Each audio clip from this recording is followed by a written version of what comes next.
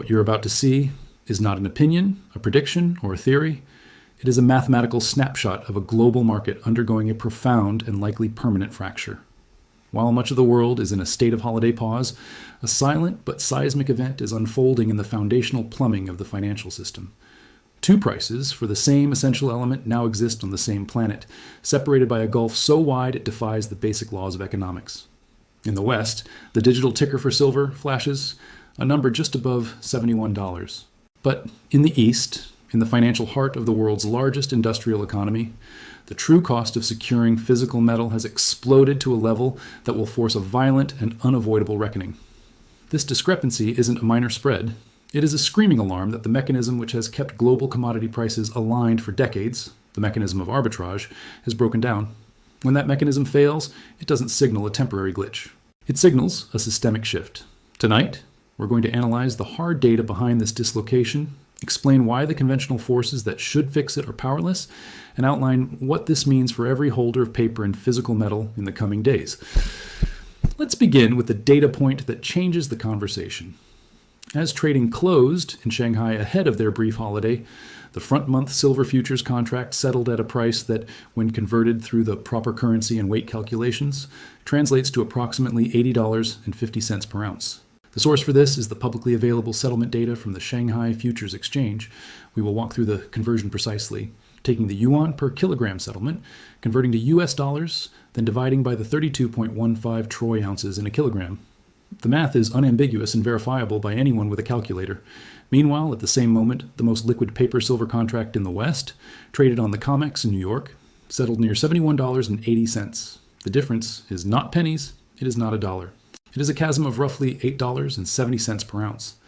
In a functioning global market, this situation is an invitation for risk-free profit, a process known as arbitrage. Major financial institutions maintain sophisticated desks whose sole purpose is to identify and exploit these very gaps. The trade is simple in theory. Buy the cheaper asset in New York, take physical delivery, ship it to Shanghai, and sell it at the higher price, pocketing the difference minus logistics. This activity is the invisible hand that constantly pulls prices into alignment. The typical spread between these two markets is measured in cents, or under extreme stress, perhaps $1 or $2. A spread approaching $9 is not a market signal. It is a market failure. It tells us that the arbitrage engine has seized. The critical question is, why?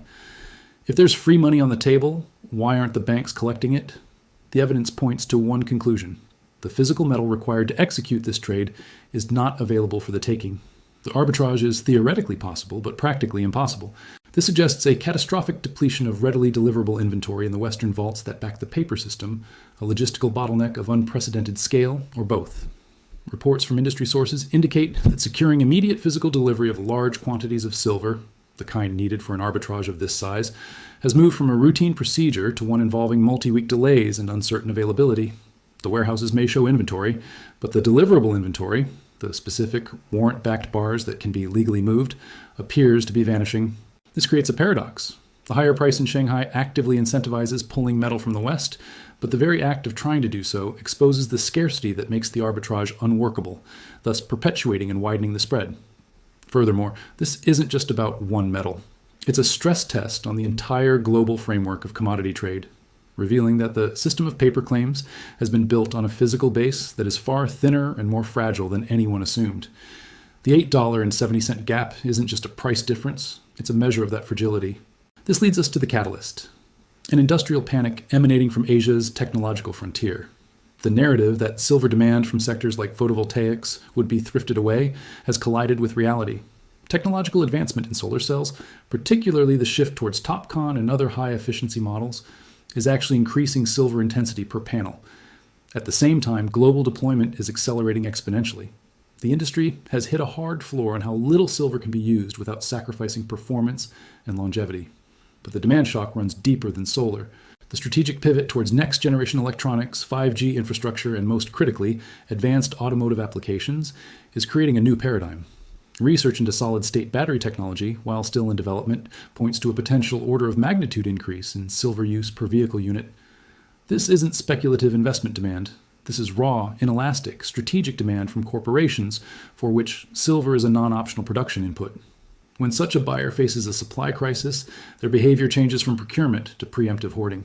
Price becomes a secondary concern to survival.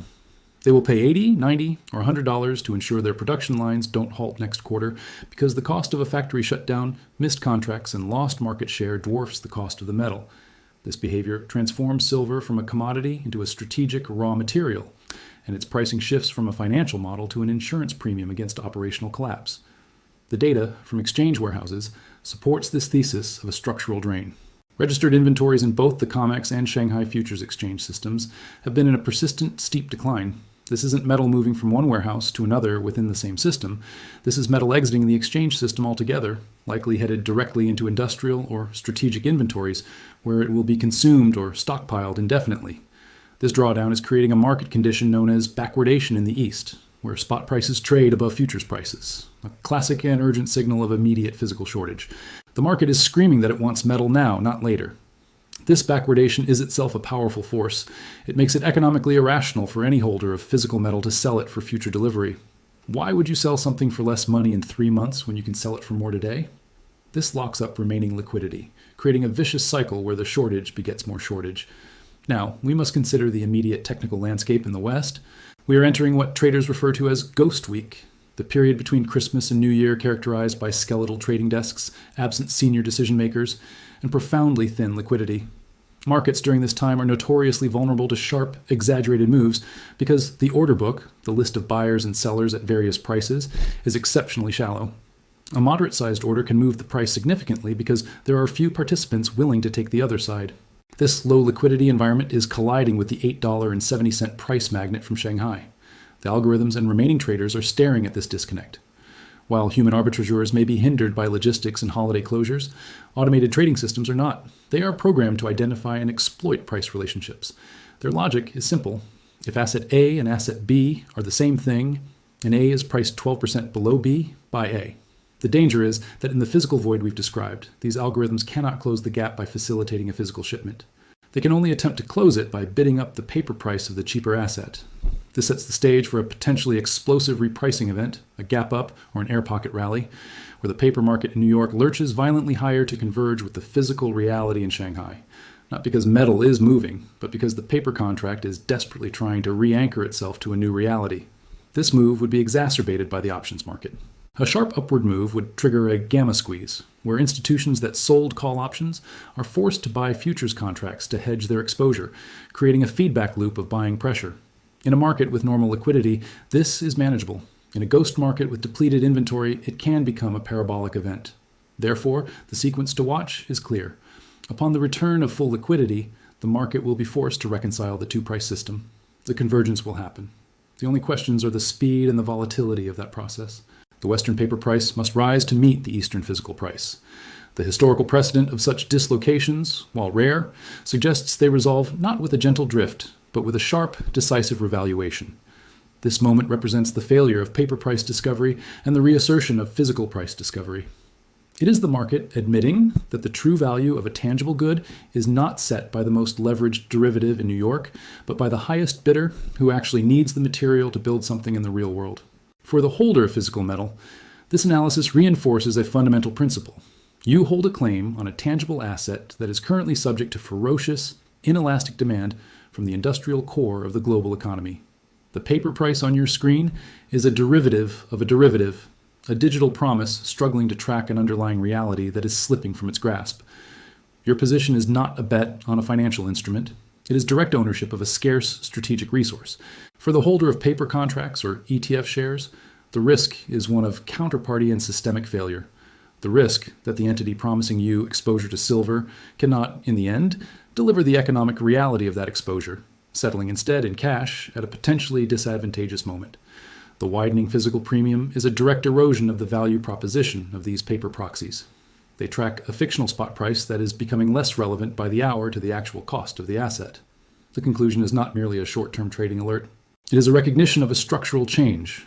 The era where silver's price was set primarily by financial flows in London and New York is being challenged by the brute force of physical demand in the East. The macroeconomic implications are vast, touching on currency valuations, inflationary pressures, and the viability of strategic energy transitions.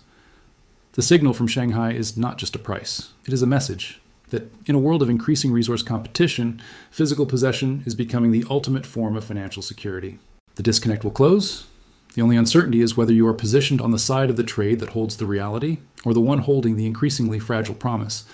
The $8.70 gap is more than a number.